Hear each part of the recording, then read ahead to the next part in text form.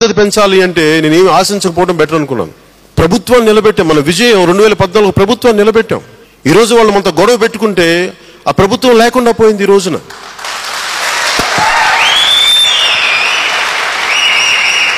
మన దగ్గర ప్రభుత్వాన్ని స్థాపించే శక్తి ఉందో లేదో నాకు తెలియదు, కానీ